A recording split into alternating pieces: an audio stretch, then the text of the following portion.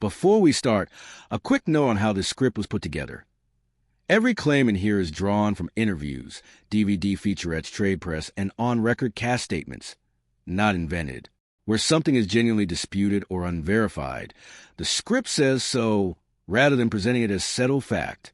30 years ago, James Cameron strapped a real fighter jet to the top of a Miami skyscraper, handed Arnold Schwarzenegger a machine gun and a motorcycle, and somehow still found room in the same movie for one of the most talked-about dance scenes of the 1990s.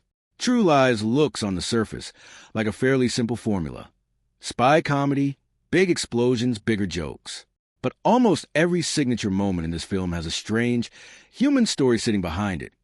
A story about trust, risk, a bruised ego, a real-life divorce, and one very famous fall off a bedpost that almost never happened the way you think it did. Some of what you're about to hear is genuinely surprising. A little of it is uncomfortable. All of it is true and sourced from the people who were actually there. Let's get into it. If you ask a casual fan to name one scene from True Lies, there's a very good chance they'll describe the same 4 minutes. Jamie Lee Curtis, alone in a hotel room, dancing to a song she doesn't know is being watched by her own husband. It's the scene that made True Lies a cultural moment beyond just another Schwarzenegger action picture. And for years, the popular story was that Curtis lost her footing mid-dance, slipped off the bedpost by accident, and the crew simply kept rolling because the moment felt so real. That is not quite what happened, and Curtis herself has cleared it up more than once. Speaking on the People in the 90s podcast in 2021, she revealed something most audiences never knew. There was no choreographer and no formal rehearsal for the dance itself. Cameron simply asked her what she wanted to dance to. She suggested John Hyatt's Alone in the Dark, and the crew shot the scene over 3 days with Curtis essentially dancing the way she said she'd dance at home, alone, unwatched, nobody around. What was carefully planned, though, was the fall. According to Curtis, she and Cameron worked out the pratfall together ahead of time, deciding that at the moment the dance started to feel too sexy, too real in her words, she would let go of the bedpost and go down. Cameron wanted the audience laughing again right when the tension peaked, using physical comedy to remind everyone that Helen Tasker is not a professional seductress, just a bored suburban wife in over her head. Arnold Schwarzenegger, on the other hand, was not told the fall was coming.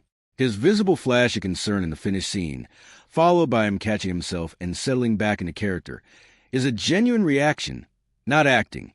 And it's part why the take made a final cut-over version they later res-hot with the same gag, which read as less spontaneous.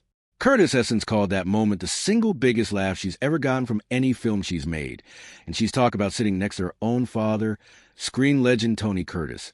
At the premiere, hearing the room go dead silent during the dance, and then erupt when she hit the floor.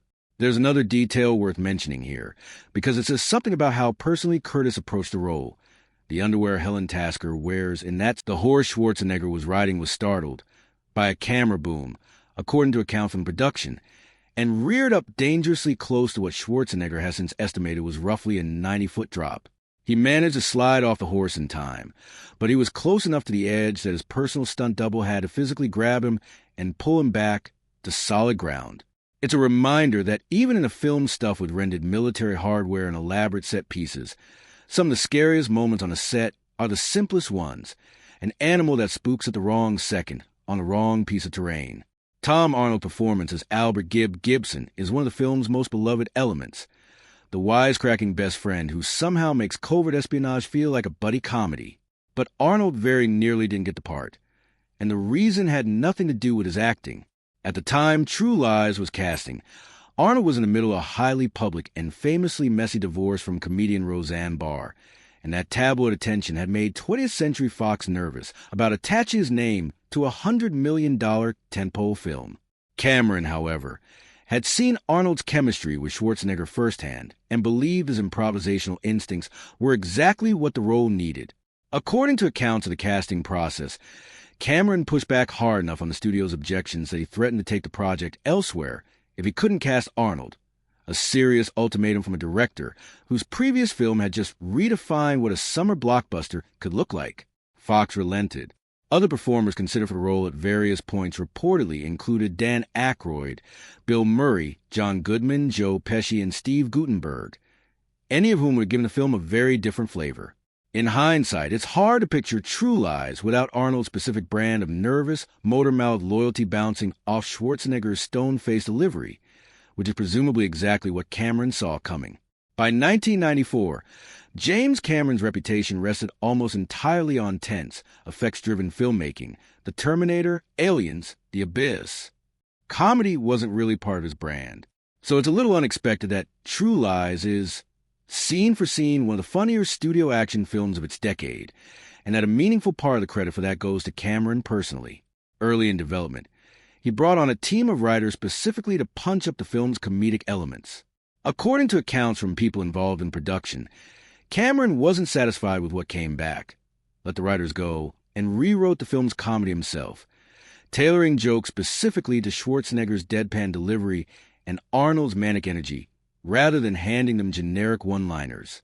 The result is a script where the comedy feels stitched into characters rather than dropped on top of the action, which is a big part of why the tonal whiplash between a marital striptease and a missile launch somehow works. James Cameron has never been shy about spending real money to avoid using something that looks fake, and True Lies is one of the earliest, clearest examples of that instinct in his career. For the film's climax, rather than relying entirely on visual effects, the production arranged to rent 3 AV-8B Harrier jump jets, genuine U.S. Marine Corps aircraft, along with their pilots, from the U.S. government.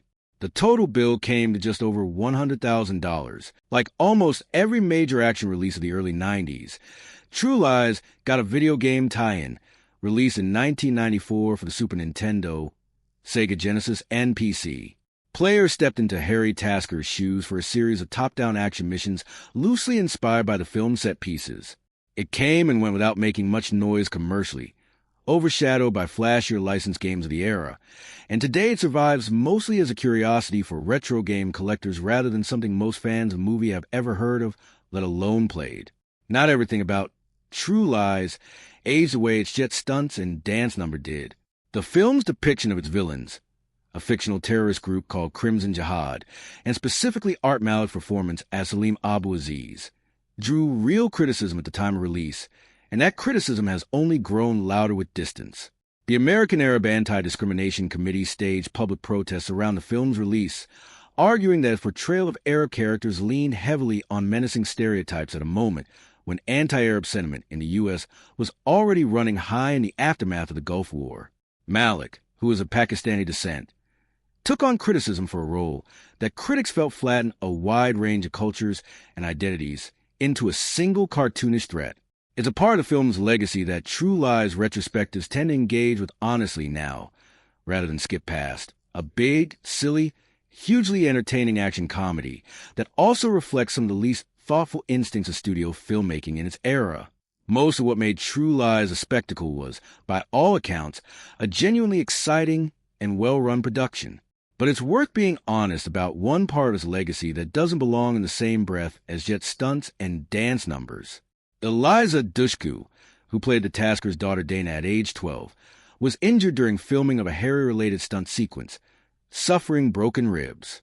Years later, in 2018, Dushku came forward publicly to say that the film's stunt coordinator had sexually abused her during production when she was 12 years old. The coordinator has denied the allegations. Dushku's account was supported at the time by her on-set guardian and several of her True Lies co-stars, including Schwarzenegger, Curtis, Tom Arnold, and Cameron himself, publicly expressed support for her after she spoke out. It's a difficult footnote to a film best known for its humor and spectacle, and is included here not for shock value, but because it's part of the honest record of what happened on that set, and because Dushku's decision to speak publicly, decades later, took real courage. Strip away the jet fuel and the pyrotechnics, and True Lies turns out to be a film held together by a series of very human decisions. A director willing to spend a small fortune to avoid a fake-looking shot, an actress willing to plan her own pratfall down to the second, a leading man learning to trust a stunt he wasn't warned about, and a cast willing to fight for each other, both on camera and off it, 30 years later. Some of that story is funny.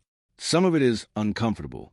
All of it is a more interesting movie than the trailer ever let on. If you learned something here you didn't know before, let us know which detail surprised you the most in the comments. And if you want more deep dives like this one,